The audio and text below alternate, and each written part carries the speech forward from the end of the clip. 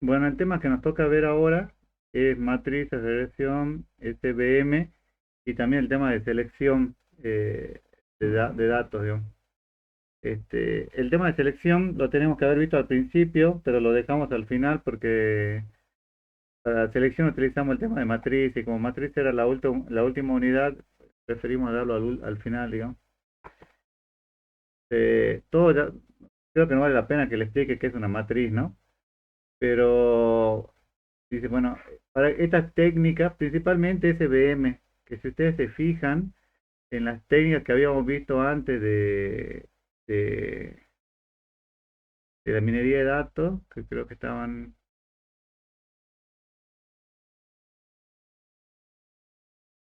fíjense, SVM está ahora al final, digamos, pero durante muchos años SVM fue la respuesta, digamos, y estuvo primera. Fíjense que también vamos a ver las técnicas de regresión, que ahora son de las más importantes, digamos, pero durante muchos años SBM fue la principal, digamos. Inclusive nosotros muchos trabajos que hicimos, digamos, eh, bueno, muchos trabajos que hicimos, digamos, lo resolvimos con SBM porque es muy fácil de implementar y tiene respuestas muy rápidas. Así que, bueno, veamos el tema. Creo que muchos de estos temas en teoría ya ustedes en la práctica vieron algunos, digamos, cuando implementaron el tema de matrices, pero bueno, igual lo vamos a repasar un poco. La correlación, fíjense, dice la correlación entre dos variables mide el grado de ajuste a la nube de puntos a la función matemática asignada. La correlación nos dice qué relación hay entre dos variables. La correlación puede ser positiva o negativa. Creo que esto lo hablamos en las clases anteriores. Un coeficiente positivo y alto indica que ambas variables crecen o decrecen simultáneamente y presentan una fuerte correlación, y un coeficiente alto y negativo indica cuando una variable crece, la otra decrece y viceversa, es decir, presenta una fuerte correlación inversa. Si el coeficiente cero o próximo a cero indica que no existe relación. ¿Cuál de todos los atributos cuando ustedes hacen el análisis de datos es el más importante en el aprendizaje supervisado?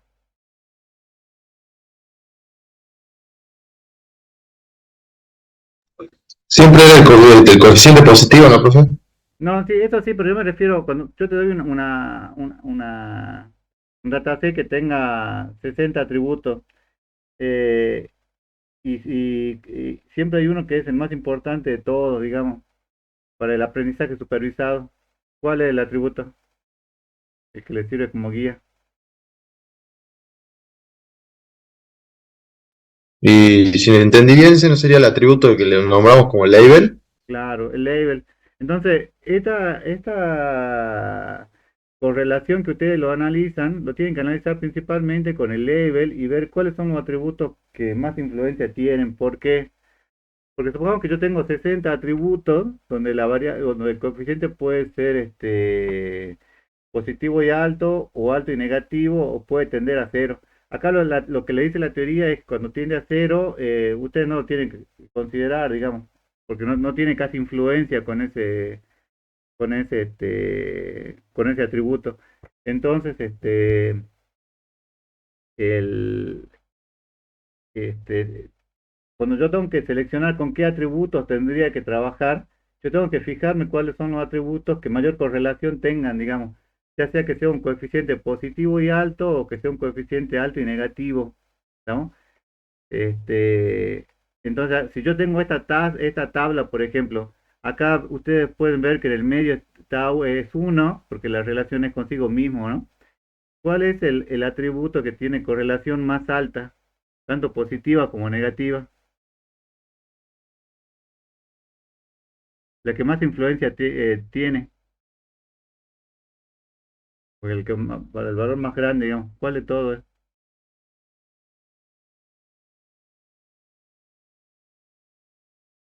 El positivo, ¿cuál sería? ¿Cuál es el valor que tiene casi a uno, o más cercano a uno? El de 0,96. El de 0,96. Entonces ustedes pueden analizar y decir, bueno, este campo, no sé de qué se tratará esta tabla, pero en particular, pero este campo, empresa, industria, PG, con paro, industria, PG, tienen una alta correlación. ¿Estamos? Generalmente lo que ustedes buscan son los atributos negativos, digamos, porque generalmente son los que más influencia tienen, digamos, con la variable que ustedes están trabajando. ¿Cuál es acá el atributo que sea más alto y negativo, el que tienda a menos uno?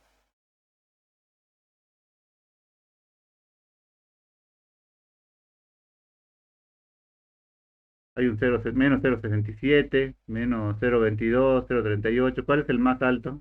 ¿O hay varios? Es de 0,79 sería, ¿no? Sí, menos 0,79. Pero fíjate, creo que hay dos. Bueno, bueno, pero está, bueno, sí, sí, sería menos 0,79. Entonces, sobre esos atributos es cuando ustedes tienen que hacer el análisis, digamos, principalmente, ¿está? Porque esos son los que más influencia tienen, sobre todo con el level y el objetivo, que es lo que ustedes están, acuérdense que están intentando ver, si es un aprendizaje supervisado, cómo influencia eso en el level o el resultado final que ustedes quieren obtener o aprender, ¿no? Entonces, esta creo que lo vieron, digamos, me parece que lo vi en alguna en algo de la práctica que hicieron, pero bueno, no viene mal que lo repasen. La matriz de correlación, dice, una matriz de correlación es una tabla de doble entrada, perdón, perdón, salí.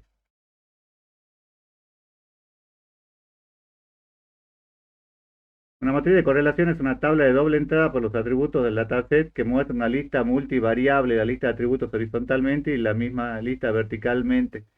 Entonces, de vuelta, tiene, fíjense, todo lo que son uno, que es la relación de la variable consigo mismo, por eso es uno. Tiene variables que tienen casi a cero, que pueden ser positivos o negativos. ¿Cuáles son? ¿Cuál es el que menos influencia de todo de todos los atributos que ustedes tienen, tiene menos influencia en este caso?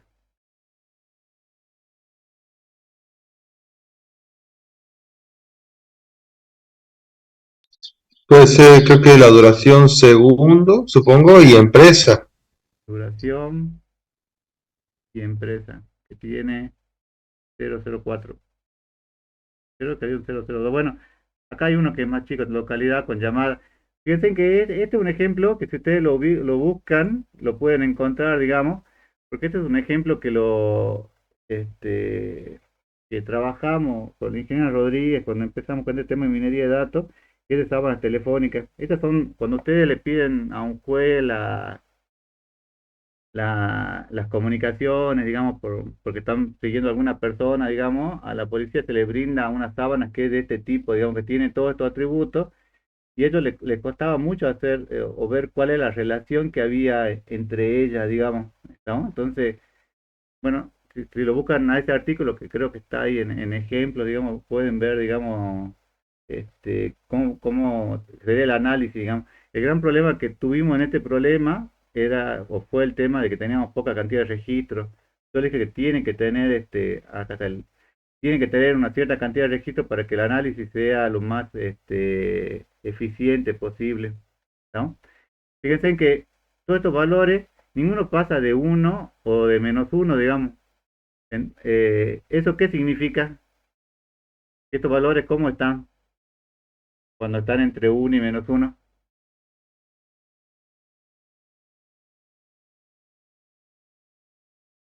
Están normalizados. ¿Se acuerdan que eso vimos la clase pasada?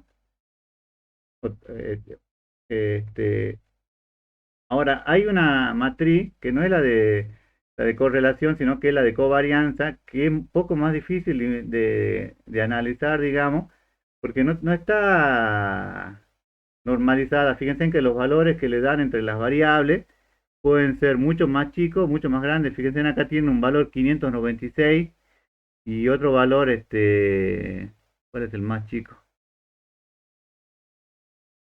Creo que este menos 0,575 es el más chico, digamos. Fíjense que no está normalizado y cuesta mucho más interpretar, digamos, que una matriz de correlación normal, digamos. De todos modos, se utiliza mucho esta matriz, digamos, aunque generalmente la más utilizada es la matriz de correlación. Y si ustedes me preguntan, en cualquier trabajo que ustedes hagan, porque esto lo van a tener que hacer para el trabajo final, eh, además de hacer, después de hacer la primera parte, que es la parte de limpieza y la parte bueno, la parte de limpieza de datos, digamos, y de exploración gráfica, deberían hacer una matriz de correlación para ver cómo se relacionan las variables entre sí, ¿no? ¿Cuál es la característica de esta matriz de covarianza? Fíjense que los valores positivos indican que los valores por encima del promedio de una variable están asociados con valores por encima del promedio de otra variable y que los valores por debajo del promedio están asociados con valores por debajo del promedio de otra variable. Fíjense que no es tan intuitivo de ver porque hace rato ustedes veían que tendía a menos 1 o 1 y acá tienen que analizar el valor promedio, digamos, de los valores que ustedes tienen, digamos, que es un paso más, digamos, y a veces no es tan fácil de ver. Los valores de covarianza negativo indica que los valores por encima del promedio de una variable están asociados con valores por debajo del promedio de la otra variable. O sea, que cuando uno crece, la otra variable decrece, o sea que son inversamente proporcional. Esta matriz, en la época de la pandemia, la deben haber escuchado mucho. ¿Se acuerdan cuando le hablaban de los falsos positivos o de los falsos negativos? Deben haber escuchado, ¿no?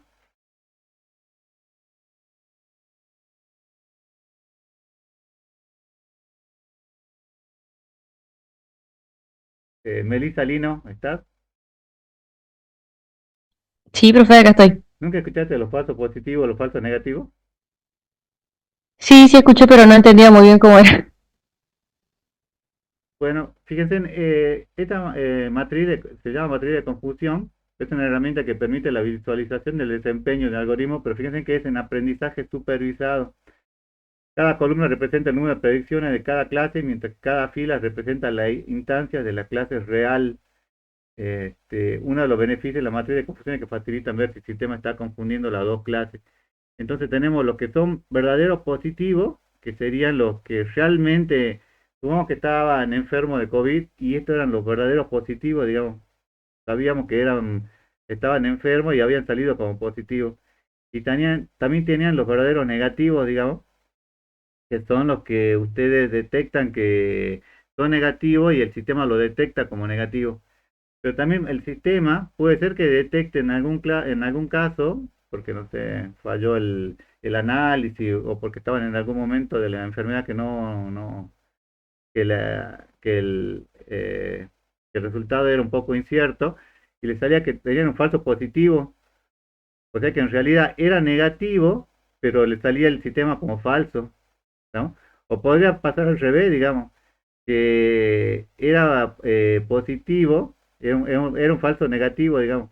En realidad era negativo, pero le sale como falso, digamos. Entonces, fíjense, la diagonal principal, lo verdadero positivo más lo verdadero negativo, contiene la suma de todas las predicciones correctas que el modelo dice que sí y acierta, o dice que no y acierta, ¿estamos?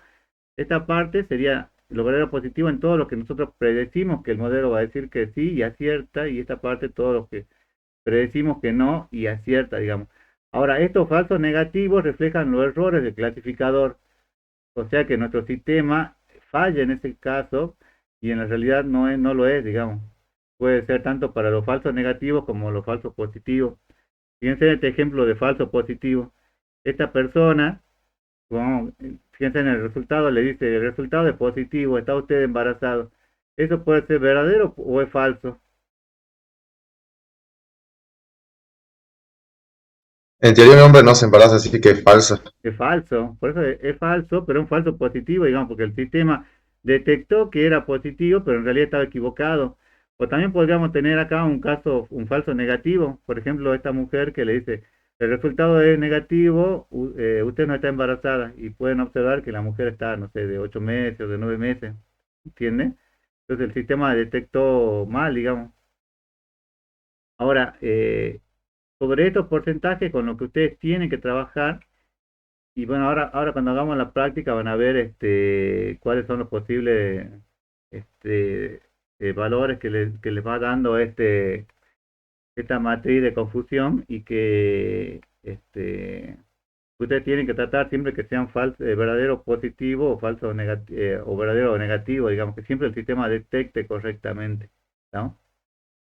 Fíjense, en este caso pueden ser, así como trabajan con dos clases, Piensen que estos son atributos numéricos y este es un porcentaje.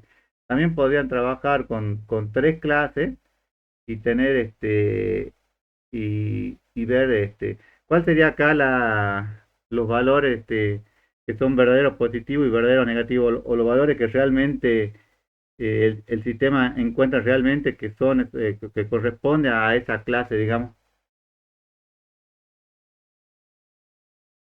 Fíjense acá en este ejemplo, acá cuál era la diagonal, el verdadero positivo y el verdadero negativo, ¿cuál era? Estos valores 114, 86, 7 o 93. El verdadero positivo y el verdadero negativo. Fíjense, son estos de Era acá. lo que he dicho que era la diagonal principal, o sea, eran los números rojos. Claro, los que están en rojo, entonces, fíjense que acá los números rojos me está diciendo que 114, 93 o en porcentaje de 38 y 31%. O sea que en realidad está encontrando ese valor, digamos. Si yo tuviera tres clases, ¿cuál sería la diagonal principal para tres clases?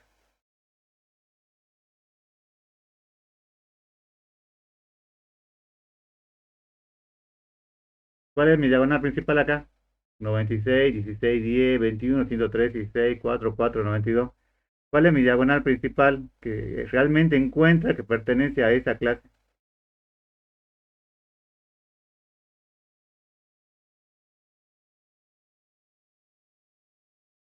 Otra vez la roja, la Sí, letra roja es la sí, es principal. la roja.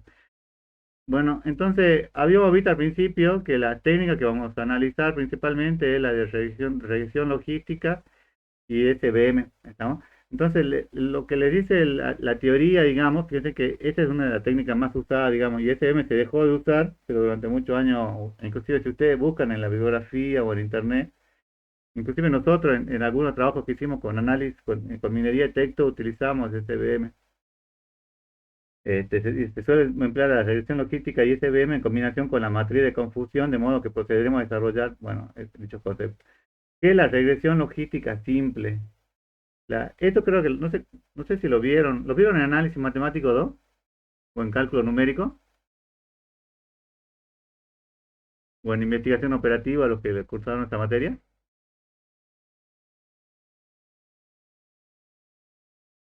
¿Alguno lo vio o no? Galeano En análisis, investigación operativa no. ¿no? No, venido no. Leandro no se acuerda.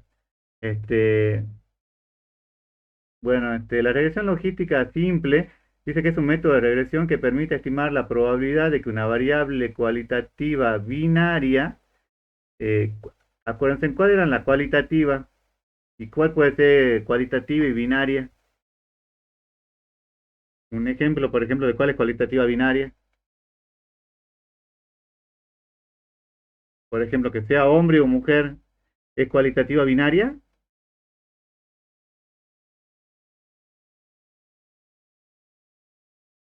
Sí, por eso esta es una variable Sí, porque cualitativa. tiene dos opciones nada más, Claro, porque hombre tiene o dos mujer. opciones, pero es cualitativa, no es cuantitativa. ¿Me entendés? No es uno o dos, sino que es hombre o Claro. mujer, o menor o mayor de edad, por ejemplo, en función de una variable cuantitativa. O sea que yo, en función de una variable cuantitativa, intento determinar cuándo es hombre o es mujer, o cuándo es menor de edad, o cuándo es mayor de edad, ¿no? Aunque la regresión logística permite clasificar, se trata de un modelo de regresión que modela el algoritmo de probabilidad de pertenecer a cada grupo, ¿no? Entonces, hay un 95% de probabilidad que sea mayor de edad. En realidad, el mayor de edad no se aplicaría porque sería muy fácil de aplicar, digamos, porque es fácil de determinar, digamos. Pero imaginen, porque es solamente analizar un número, digamos. Pero imagínense si es hombre o mujer y eso le piden a ustedes que lo determine un algoritmo, digamos. No es tan sencillo de ver, digamos, sacando la foto de una persona, solamente el rostro, si es hombre o mujer, digamos. Pueden haber muchos factores, digamos. Por eso le dice que lo que hace generalmente es darle un porcentaje. La existencia de una relación significativa entre una variable cualitativa con dos niveles y una variable cuantitativa se puede estudiar mediante otro test estadístico como el test o ANOVA, ¿no? Una ANOVA de dos grupos es equivalente al t-test. Bueno, estos son otros métodos, digamos. Y creo que el que van a utilizar en la práctica es solamente el de regresión. En la regresión se utiliza la función sigmoide para asignar un valor entre 0 y 1, o sea, llega hasta cierto punto y cuando llega a cierto punto, hasta ese punto es 0 y cuando avanza, y a medida que avanza ya pasa a ser 1, digamos, ¿no? La etiqueta que se le asigna a cada registro dependerá del valor que tome la función. Bueno, hay una serie de funciones, digamos, matemáticas, digamos, que no lo vamos a ver. Y hay una regresión, bueno, lineal por mínimos cuadrados, bueno, que es similar, digamos, que intenta determinar cuándo es un valor o cuándo es otro, digamos. Ahora, este es un ejemplo sencillo, digamos, porque tienen que determinar, no sé, dependiendo del rostro de la persona, si es hombre o mujer, o dependiendo de las características de la naranja o el melón, si es una naranja o es un melón, entonces tienen que determinar. Ahora, ¿qué pasa cuando tiene un problema de regresión logística múltiple? Es una extensión de la regresión logística simple, o sea que no es tan fácil de analizar, digamos, que se basa en los mismos principios de la regresión logística simple, pero ampliando el número de predictores, digamos, a partir de qué tienen que iniciar su cálculo. Los predictores pueden ser tanto continuos como categóricos, ¿no? Entonces yo voy a tener, bueno, estas funciones, eh, bueno, y acá determinar si el sexo es hombre o mujer. Fíjense en que acá entramos ya a SVM, dice que se desarrolló como método de clasificación binaria en un principio, pero su aplicación se ha extendido a problemas de clasificación múltiple y de regresión. Ha resultado ser uno de los mejores clasificadores para un amplio abanico de situaciones, por lo que se considera uno de los referentes dentro del ámbito de aprendizaje estadístico y machine learning.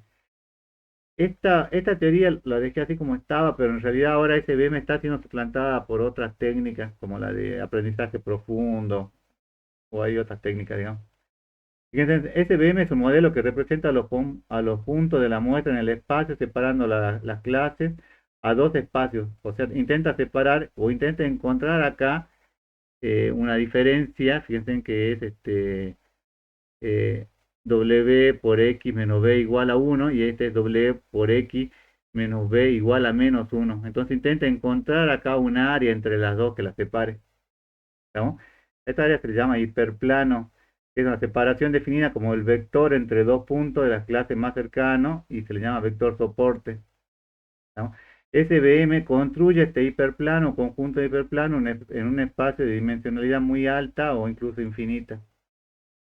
Este, Estos problemas, cuando es algo de este tipo, habíamos visto que es fácil separar linealmente. Ahora, hay problemas que no son tan fáciles de separar linealmente, eh, que en un hiperplano no siempre se puede realizar. Por ejemplo, si yo quiero separar acá los puntos rojos los cuadrados rojos de los círculos verdes, no los puedo separar, digamos, en un hiperplano común, digamos, o en un eje X, Y, porque no lo podría hacer.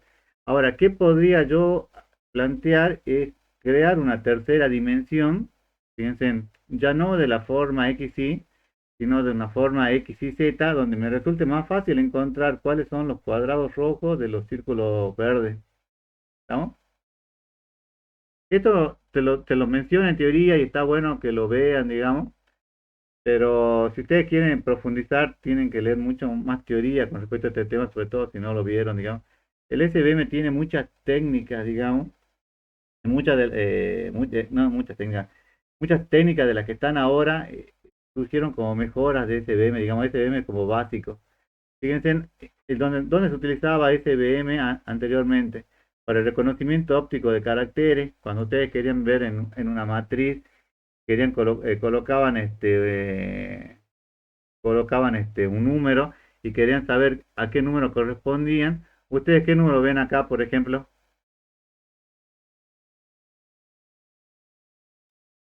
¿Un 5? Es un 5. Por lo menos hay mucha posibilidad de que sea un 5, digamos. Este, Fíjense que se arma por el tema de la combinación de los colores, de los colores, digamos. Hoy en día no se está usando mucho esto, por ejemplo, en vez de para el reconocimiento óptico de caracteres, por ahí para algún caso muy sencillo sí podrían llegar a tomar algo de esto, pero podrían utilizar una matriz convolucional, digamos. Una matriz convolucional es una foto que ustedes sacan, digamos, una foto que usted obtiene, que podría ser de un video, por ejemplo, y esa foto la convierten en una matriz, digamos, entonces una matriz es mucho más fácil de manejar. Y como generalmente eso lo trabajan en Python y Python la trabaja esa matriz convolucional, digamos, porque Python no distingue entre un número o una matriz, es fácil de trabajar, o por lo menos más sencillo de trabajar, ¿no? Por eso le decía que en realidad SVM se utilizó mucho, se sigue usando mucho, pero hay algunas técnicas que la están empezando a suplantar de a poco. Por ejemplo, la matriz, esta matriz convolucionales, digamos, que por comentarios que leí o por charlas, digamos, que por ahí tuve con otras personas, se está usando mucho, por ejemplo, para el tema del análisis de cámara de seguridad, digamos, hacerlo con SVM sería muy trabajoso, digamos, mientras que trabajarlo con una matriz convolucional es mucho más sencillo, digamos, ¿no? No sé si ustedes vieron ahora, por ejemplo, las nuevas cámaras de seguridad que detectan movimiento, eso. Muchas de estas trabajan con estas técnicas, digamos, de matriz convolucional de fondo, digamos, ¿no? Antes, por ejemplo, fíjense, se utilizaba mucho para detección de rostro de cámaras digitales, para que enfocaban correctamente, filtro de spam para correo electrónico, reconocimiento de imágenes a bordo de satélites, trabajos que si bien eran a veces para ustedes sencillo de ver, digamos, automatizar eso no es tan sencillo, ¿no? Fíjense de vuelta acá, las redes neuronales profundas tienen mayor capacidad de aprendizaje y generalización que las SVM, digamos. Por eso le decía que generalmente el SVM lo toman como punto de partida y lo pueden utilizar en algún trabajo, pero no es de las técnicas más, de las técnicas que más se están usando ahora, ¿no?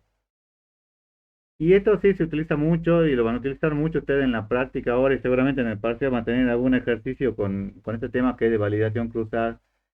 El tema de validación cruzada o cross-validation le dice que es una técnica utilizada para evaluar los resultados de un análisis estadístico y garantizar que son independientes de la partición entre datos de entrenamiento. Fíjense, yo tengo acá, podría ser un dataset que lo divido en cuatro partes, ¿no?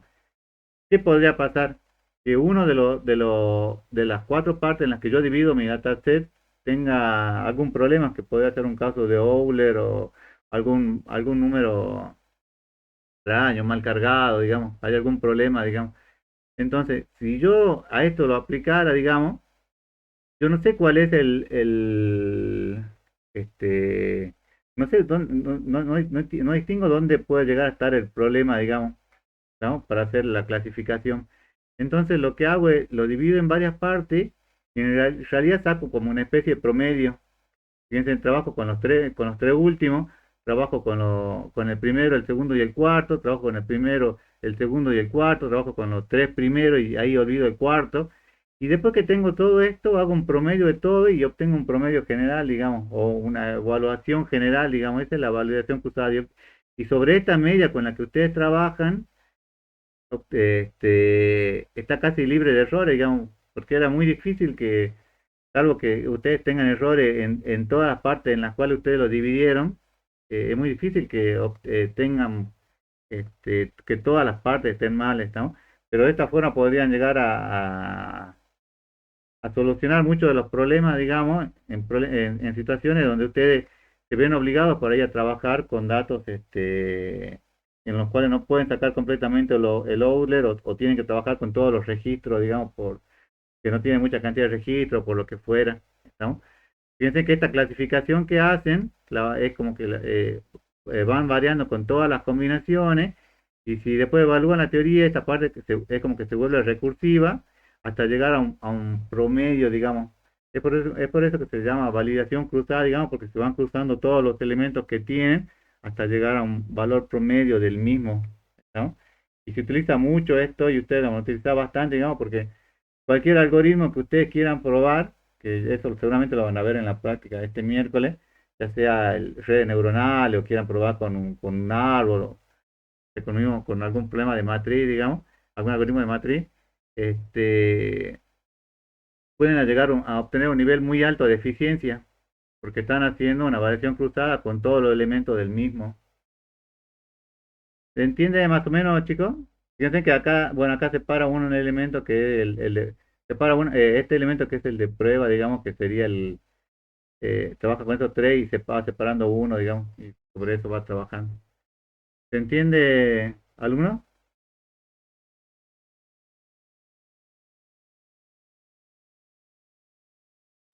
Sí, profe. Bueno, confío en ustedes. Igual van a ver que este es bastante sencillo y lo único que hacen es este es un operador en el cual dentro de ese operador empiezan a colocar otros operadores, este como un operador general, digamos, y dentro de ese operador colocan otros operadores para ir evaluando cuál es la eficiencia de los mismos, digamos. Generalmente en el parcial le dicen pruebe con redes neuronales, con árbol de decisión, no sé, o con alguna técnica de clasificación y diga cuál obtiene el mejor resultado. Entonces lo tienen que probar con una validación cruzada y ahí ven cuál es el que les da el mejor resultado para cada problema. Bueno, esta es la parte de la teoría, digamos, veamos un poco la práctica que ustedes van a desarrollar, digamos, este miércoles, van a seguir practicando. Fíjense, para el operador de correlation matrix, lo que determina la correlación entre todos los atributos, este creo que lo hicieron, pero igual de todos modos los repasemos.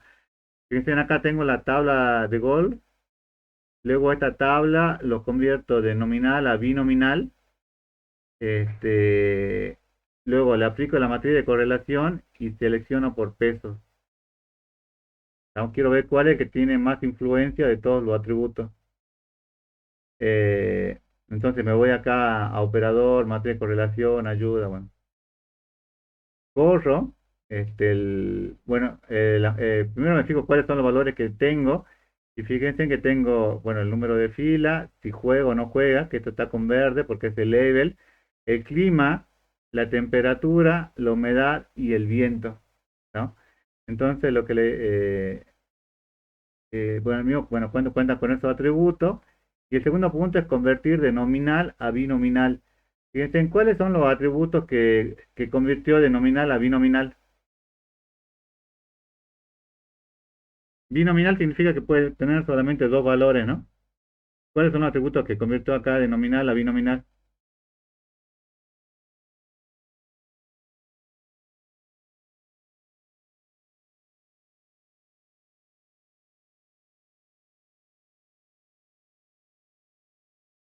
Fátima,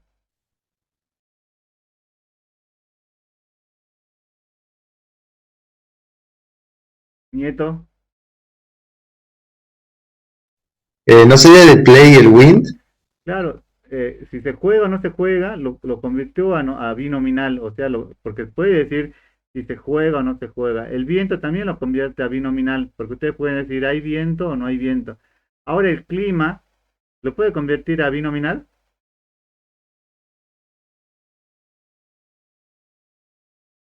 ¿Cuántos tipos de climas pueden llegar a tener? Si se Y creo fijan que acá, nublado, soleado, nublado, soleado, ventoso. bueno, tienen varios, digamos, entonces eso no lo puede convertir porque tiene varios valores. Entonces el clima no lo puede convertir. Bueno, entonces acá ven si se juega o no se juega y el viento lo convirtió a binominal. El resultado de la matriz de correlación, fíjense que le da 1, bueno, en la diagonal principal, porque son los que se relacionan consigo mismo. Y ¿por qué acá tengo signo de pregunta?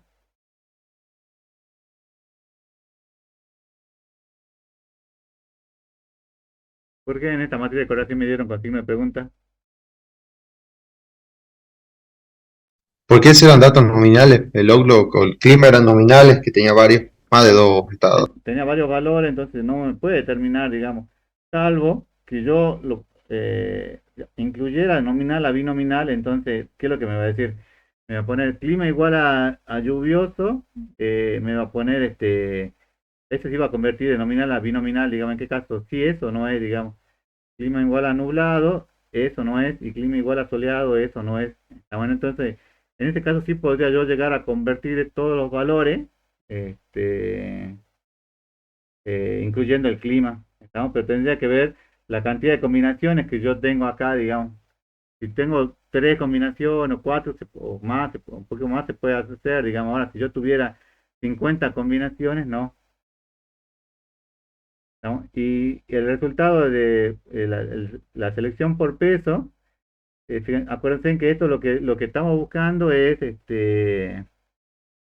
cuáles son los atributos que tienen mayor correlación, digamos, para que yo me quede finalmente con esos atributos, digamos, hago una selección de tipo horizontal, no vertical, porque yo seleccione cuáles son los atributos con los cuales me quiero quedar. Entonces, acá estoy eligiendo los pesos que tengan un peso mayor que 0,5. Este, bueno, bueno, y fíjense en que lo que hace, y lo que toma acá es, bueno, con viento o no, porque ya tiene o sea, como viento contra el viento, no, ya, bueno, acá hay una fuerte correlación con viento. Dice, primero, el clima sea igual a soleado, no tiene ninguna correlación. O sea, que tenga Outlook igual a Sunny, no me dice nada, digamos, porque que esté soleado o no esté soleado, no me dice si se juega o no se juega. Y si, por ejemplo, si corre viento, tiene una muy fuerte correlación. Fíjense que tenga un uno. ¿Qué significa que tenga uno?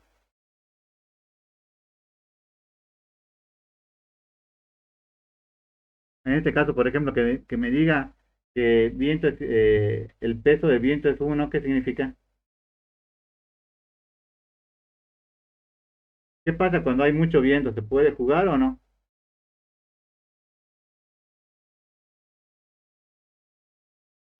No, no se puede. No se puede. Entonces tiene una muy fuerte correlación. Bueno, después pueden ver los demás atributos. Bueno, en este caso se juega, fíjense que tiene una correlación baja, digamos. La temperatura sí, tiene una correlación media, digamos, un peso medio, digamos. Lo que estamos acá analizando son los pesos, ¿no? Y bueno, la humedad también tiene una fuerte correlación, un fuerte peso. ¿Qué pasa cuando tengo, fíjense que es 0,917? ¿Qué significa eso? Cuando hay mucha humedad, ¿se juega o no se juega? Si tiene casi a uno, ¿Por qué no se juega? porque hay mucha humedad. En realidad, lo que estamos queriendo ver acá, digamos, son los pesos que tienen los diferentes atributos, digamos. ¿No? Entonces, fíjense que acá se está quedando con este, los valores que más influencia, digamos, en relación a los demás, digamos. En este caso, no sé, puede ser que la humedad sea tan pesada, que no sé, directamente eso influencia para que no se juegue. ¿Entiendes? No? La temperatura tiene un peso medio, o sea que en algunos casos puede influenciar o no, digamos. ¿No? De todos modos, esto, digamos, este ejemplo es muy sencillo de ver, digamos, pero lo que es interesante es cuando ustedes tengan, tengan 50 atributos, 10 atributos, 20 atributos y quieren ver cuáles son los atributos que más peso tienen o cuáles son los atributos que más tendrían que analizar, que trabajar, digamos. En este caso, ¿cuáles son los tres primeros atributos que ustedes tendrían que hacer el análisis o con qué atributo ustedes se quedarían si yo le diera esta tabla de pesos?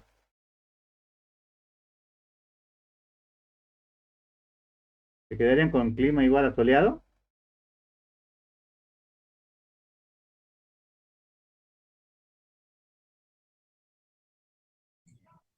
Viento, humedad y temperatura, profe.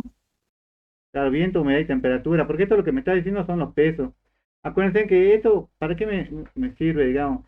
Yo quiero ver cuáles son los atributos que más relación tienen para que después yo no tenga que trabajar con los 60 atributos o 80 atributos que yo tengo, sino que yo me voy a trabajar directamente con los atributos que más peso tengan, digamos, porque yo sé, supongamos que yo tengo un sistema de crédito o de préstamo bancario. ¿Cuáles son los atributos que ustedes creen que van a tener más peso? Por ejemplo, que sea hombre o mujer influencia en que vaya, en que pague o no pague. No. No debería por lo menos. ¿Qué otro atributo podrían llegar a tener? Por ejemplo, si él tiene un estado crediticio o está en el veraz, digamos, influencia si él está en el veraz o no.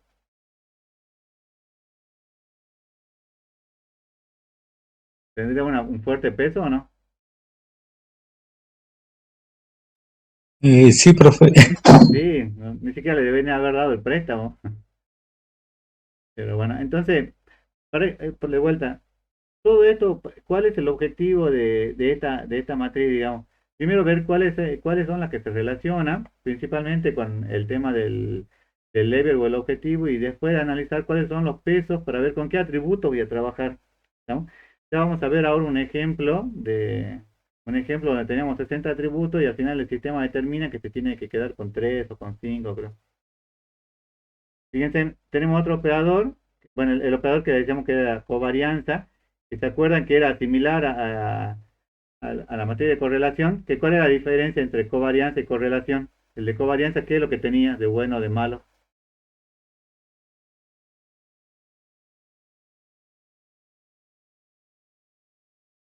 ¿Estaba normalizado o no el de covarianza?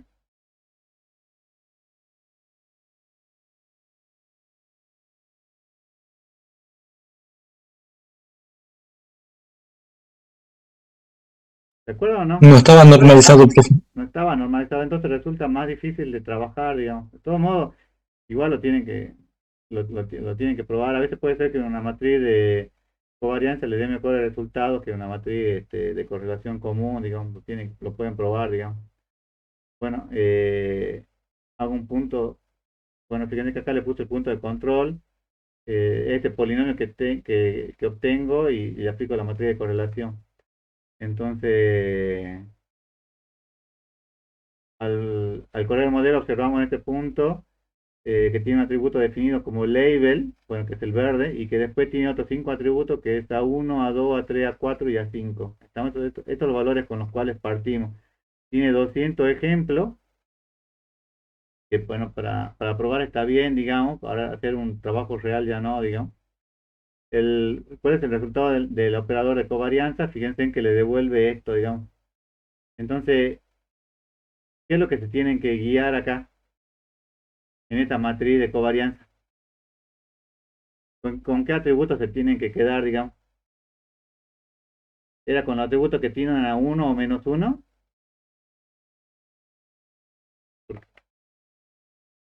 Porque ese era el de correlación. Acá, ¿con qué valores, cuáles son los valores que tienen que ustedes hacer el análisis? Fíjense que acá, antes ustedes cuando tenían el nombre de la variable decía clima, ustedes sabían, digamos, temperatura, sabían a qué se refería. Pero acá cuando le dice a uno, a 2, a 3, a 4, a 5, no le dice nada, digamos. Entonces, ¿cuáles son los atributos con los cuales ustedes, en cuál atributo tienen que ustedes que fijar su análisis?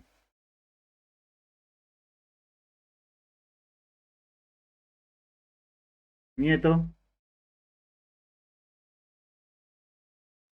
No tengo idea. los valores más No, grandes no o más sé. pequeños, digamos, o sea, los más grandes que sean positivos y los valores más pequeños que sean negativos, digamos, porque sobre eso es como que se traza un promedio en el medio, digamos. ¿Cuáles serían acá, fuera la diagonal principal, ¿no? ¿Cuáles serían los valores más grandes?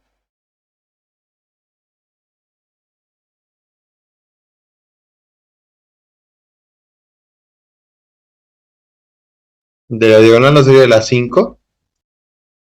No, bueno, pero sin considerar la diagonal.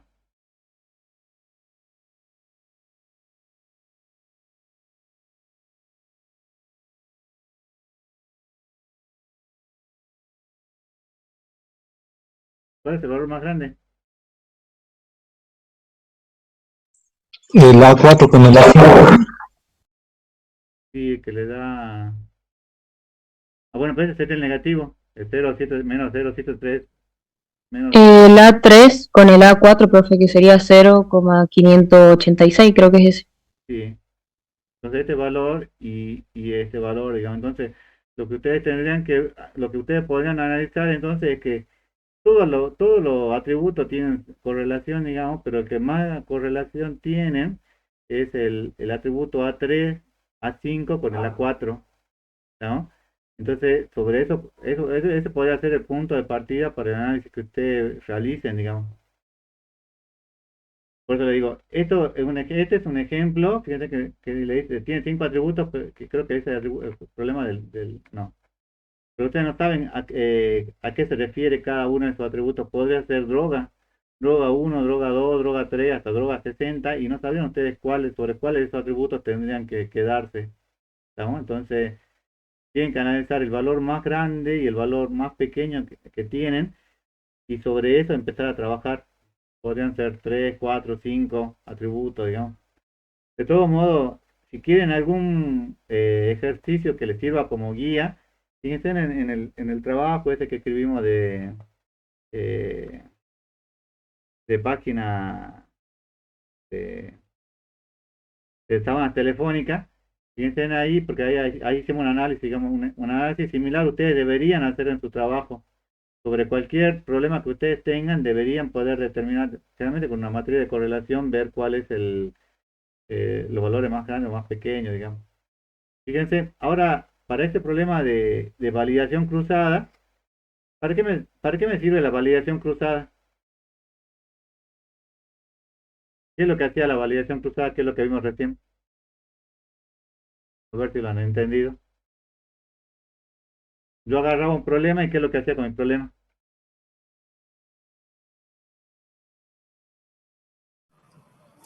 Lo dividía y después calculaba el promedio.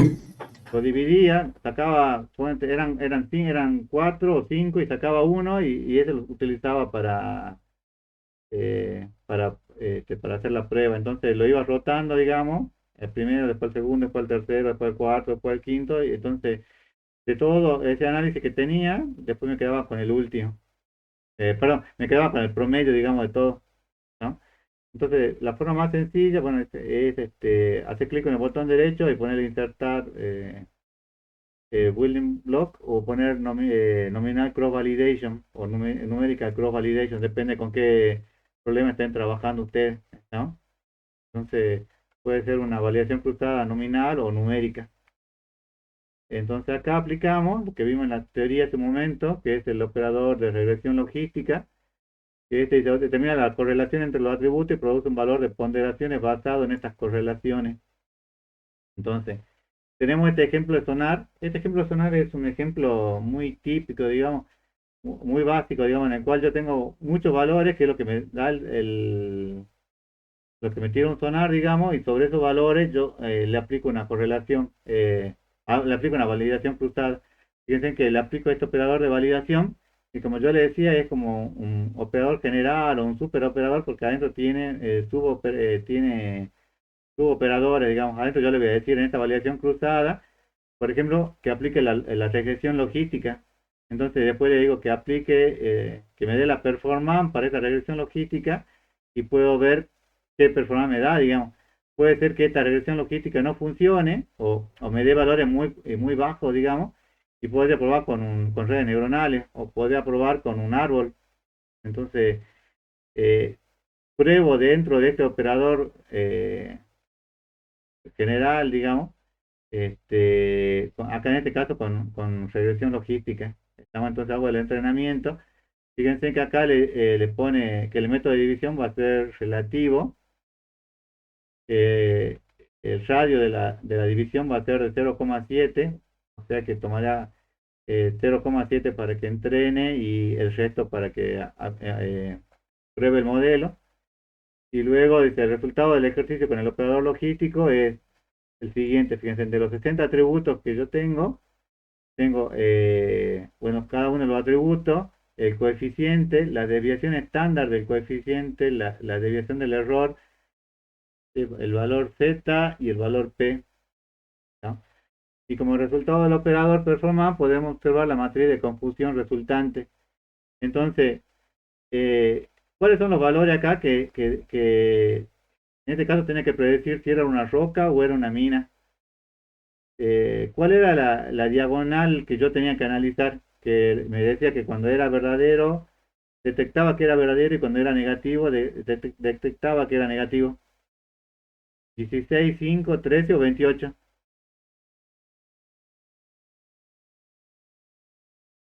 ¿Cuál es la diagonal principal? Lo verdadero por 16, 28 era. 16, 28, ¿no? Y fíjense en que detecta que es una mina, es 3 y 5, digamos. Lo cual, si estamos hablando de un submarino que no detecte una mina, puede ser crítico, digamos. Fíjense cuál es la exactitud que yo tengo, o cuál es la precisión que yo tengo en total. El 70,97%. 70, ese es el modelo que yo tengo, digamos. Ahora, ¿esto es bueno o es malo?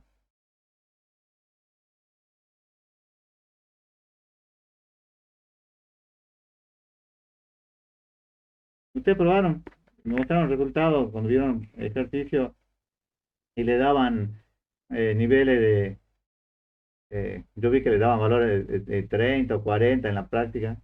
Entonces, ¿70 es bueno o es malo? Si se trata de un submarino, me parece que es muy malo. Es malo, porque con ustedes, en los casos en los que no encuentre y realmente era una mina, este, bueno, va a ser lo último, digamos. Depende del problema, digamos. Si ustedes, por ejemplo, no sé, nosotros trabajamos con ejemplos de modelo de minería de texto y llegaban a 80 o 90% y los chicos estaban felices, ¿o? Porque en realidad un 90% en minería de texto, digamos, que se equivoque en algunas palabras no era tan crítico como en este caso, digamos, acá sí tendrían que tener un nivel de exactitud más alto, ¿no? Piensen para este operador de regresión logística, eh, que como ya lo vimos recién en la teoría, dice, se puede utilizar para la regresión tanto para clasificaciones, proporciona algoritmos rápidos, otorga buenos resultados de aprendizaje. Fíjense, hace lo mismo, digamos, obtengo los datos del sonar, aplico el operador de validación cruzada, pero en vez de hacer, bueno, acá tenía regresión logística,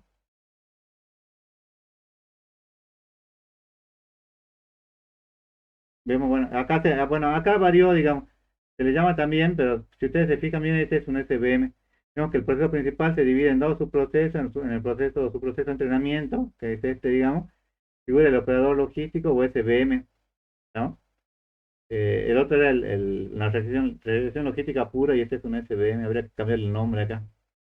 Eh, Fíjense que cuando yo lo pruebo, el resultado que me da, bueno, me da los pesos que tiene y luego obtengo una exactitud de 72,58. ¿Es bueno o es malo? ¿Es peor o mejor que la regresión logística que habíamos visto hace un momento?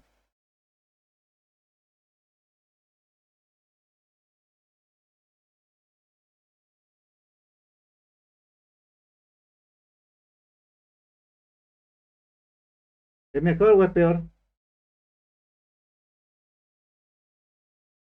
Melissa Lino,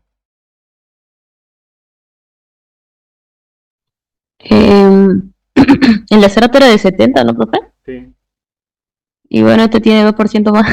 Pero, o sea, sería un porcentaje como aceptable, no sería el mejor. Pero para este contexto, si hablamos del submarino, tampoco sigue siendo muy bueno. Está un poquito mejor que el anterior, nada más. Sí, sí, sí, sí. Bueno, acá hay un error, acá este es 8 y acá dice 6, un error de tipeo. Bueno, estos son fíjense que este operador de validación cruzada lo van a utilizar mucho, porque no solo porque lo pueden utilizar con regresión logística clásica, digamos, sino también con SVM, sino que lo pueden utilizar con cualquier modelo.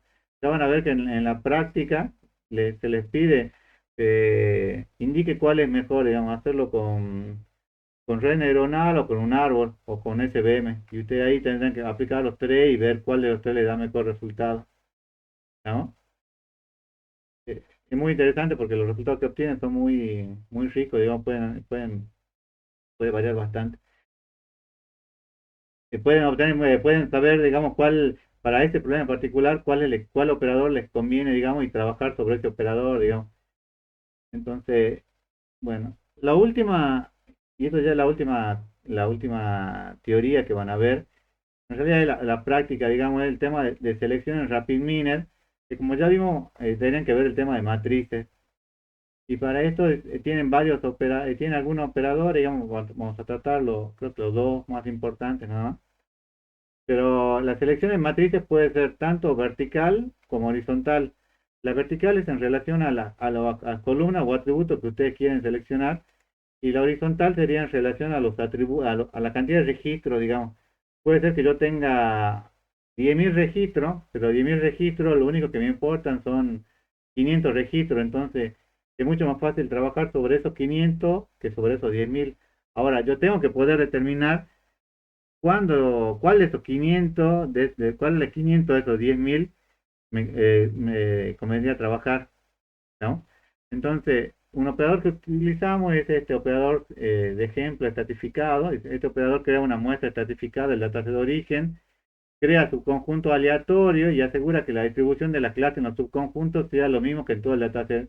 Es decir, tenemos un solo conjunto grande y sobre ese conjunto grande empieza a armar subconjuntos aleatorios, ¿no? Que pueden estar en cualquier orden, digamos. Luego aplico un filtro de rango y hago una estratificación. Entonces, al hacer esto nos aparecerá el siguiente ejemplo. Fíjense que el tamaño acá, el tamaño de los ejemplos con los cuales yo voy a trabajar es de 5. Eso es importante, digamos, porque el tamaño de muestra. Estamos considerando un número pico de 5 muestras. Y cuando yo lo trabajo con este dataset, que no tenía muchos registros, creo que contaba solamente, fíjense, con 14 registros y con 4 atributos regulares, cuando yo lo aplico, eh, fíjense que este operador selecciona qué ejemplo o con qué fila el dataset tiene que conservarse y ver qué ejemplos deben eliminarse. ¿Estamos? Entonces, de los 14, bueno, tenemos acá las filas del 1 al 10 y fíjense con cuántos registros se quedó al final.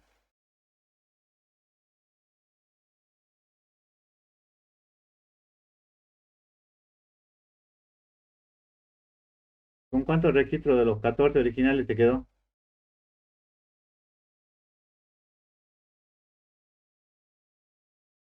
Nieto, ¿está Nieto?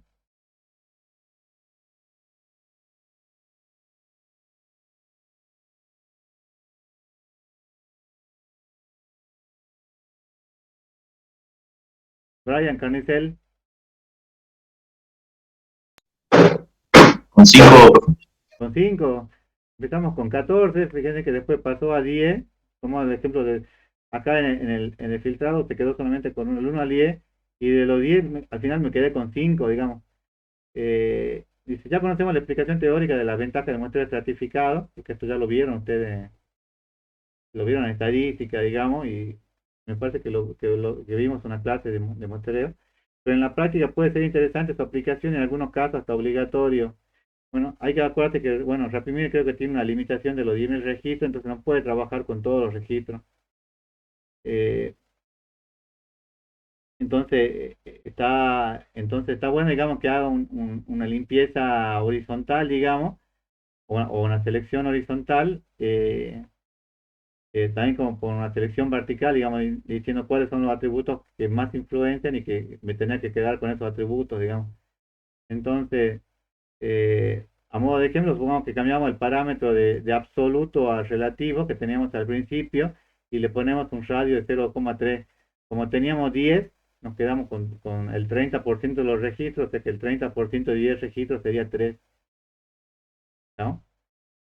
Eh, Otro operador que se utiliza también es un ejemplo de filtrado. Dice, este operador selecciona qué ejemplos de dataset de origen se mantienen y cuáles se eliminan según una o más condiciones determinadas. Entonces tenemos este archivo de Golf con el cual hacemos nuestras pruebas y luego hacemos un filtrado de los ejemplos. Fíjense que acá le decimos que el filtrado va a ser personalizado. Le decimos, o sea, nosotros le vamos a decir con qué queremos que lo filtre. Y fíjense que acá, ¿cuáles son cuáles son el filtro que le pusimos? Que el clima sea como,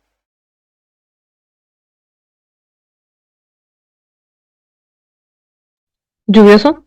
que el clima sea lluvioso y la temperatura sea menor que 80 grados Fahrenheit. Entonces, esos son, cuando nosotros le pusimos esta condición, digamos, puede ser, yo me imagino que trabajar mucho con este tipo de filtros, podría ser, por ejemplo, para minería de textos, cuando yo quiero ir eliminando algunos registros, no quiero que me queden todos, digamos, o sea, no quiero que me queden, a no ser alguna palabra que se repite, que yo vea que no me sirve, digamos. ¿No? Entonces yo voy eliminando acá por un filtrado que yo le digo. Después tengo análisis de, bueno, nos fijamos que el dataset se mantiene, igual tiene tiene 5 registros y todos cumplen que el clima es lluvioso y que creo que era la temperatura sea menor que 80 grados, ¿no? Entonces, en todos los casos es lluvioso y menor o igual a 80 grados, menor que 80 grados la temperatura, ¿no? Eh, eh, ¿Cuál es el dataset que será, en el dataset que será eliminado? Dice, no cumple con las condiciones filtrado arriba, o sea, tenemos el dataset que cumple con las condiciones y el dataset que no cumple con las condiciones.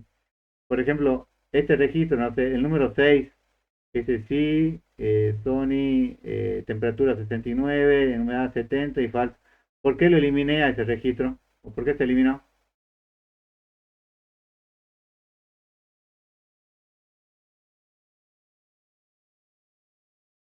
¿Cómo tenía que ser el clima?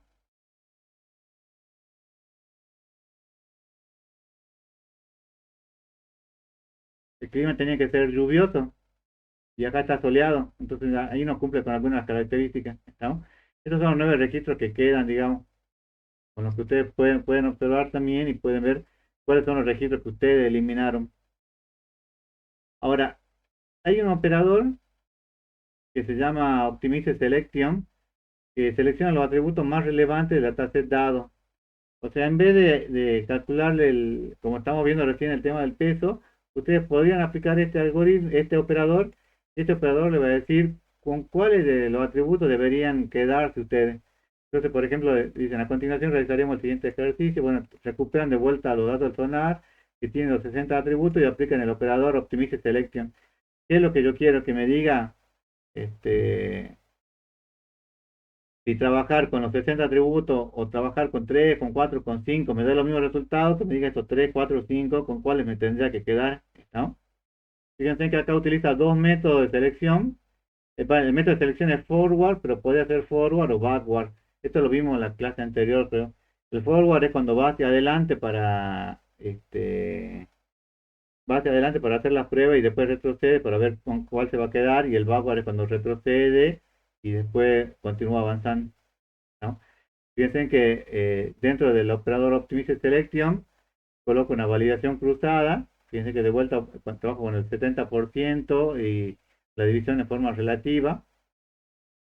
Aplico un operador de SVM y los resultados que obtengo, fíjense, primero obtengo todos los atributos del 1 al 60 y luego, y luego lo que tengo es una exactitud. Este, bueno, verifico el parámetro de exactitud, digamos, para ver cuánto me da.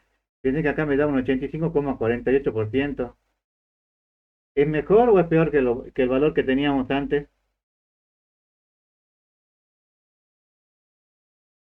¿Se acuerdan que antes habíamos probado y nos daba 70 y después volvimos a probar cambiando a SVM, creo, y nos daba 72 y ahora nos da un 85,48?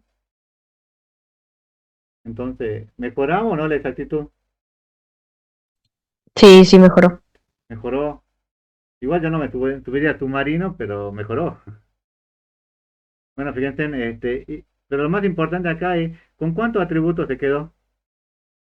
De los 60 que tenía, bueno, era 61 que determinaba la clase, pero de los 60 atributos que tenía, ¿con cuántos atributos se quedó?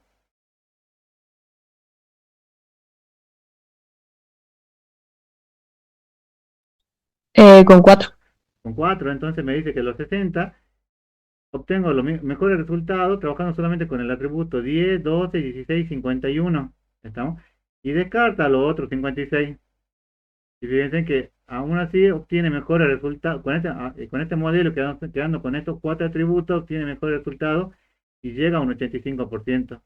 Entonces, cuando ustedes tienen un problema y tienen mucha cantidad de registros y no saben y quieren mejorar, digamos, este nivel de exactitud, lo que podrían hacer es aplicar este operador, digamos, que me diga de selección de optimización de selección, que me diga con cuáles atributos yo debería trabajar, digamos, en forma automática. Entonces, no es lo mismo trabajar con 60 que con 4. Imagínense que yo tuviera 1 millón de registros o tuviera solamente 1 millón de registros y tuviera 60 atributos y tuviera 1 millón de registros y tuviera solamente 4. Va a ser mucho más rápido trabajar con estos 4. ¿Estamos? Y fíjense que el modelo es mejor, digamos. Como le dije hace un momento, pueden cambiar este parámetro que es el backward del Optimized Selection, que si ustedes lo cambian a eso, significa que ustedes cuando van a hacer el análisis, vuelven para atrás, o sea, retroceden para volver a hacer el análisis. Se acuerdan que el otro era forward, y acá en vez de 84, fíjense que obtienen un 88%. Entonces, ¿es mejor o peor que lo que habían obtenido hasta el momento con 84 con forward?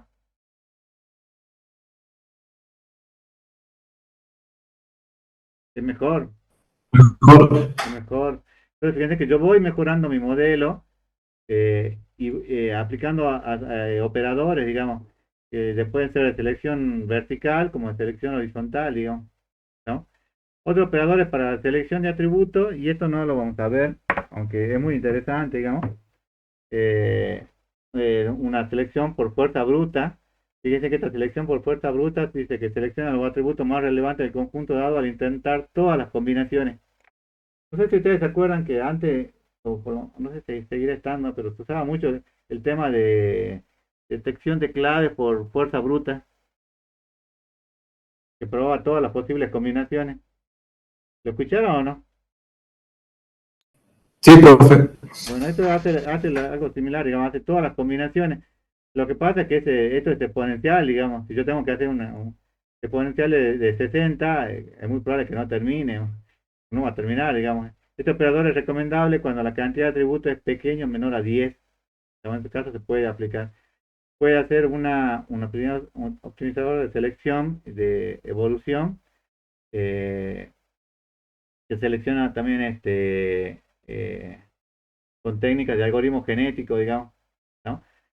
No le damos, supongo que en la práctica, no sé si lo van a llegar a ver mucho a esto, digamos, con suerte verán uno de selección, digamos, pero es muy interesante el tema, digamos, porque un problema que es muy grande, digamos, y muy difícil de manejar, digamos, ustedes lo transforman de un par de millones de registros a un par de miles y de un par y de varios y de varias decenas de atributos lo reducen a unos cuantos atributos, digamos. Entonces es mucho más más práctico, digamos, el trabajar con esa cantidad de registros y a veces el modelo obtiene un mejor modelo, ¿no? Pregunta, chicos.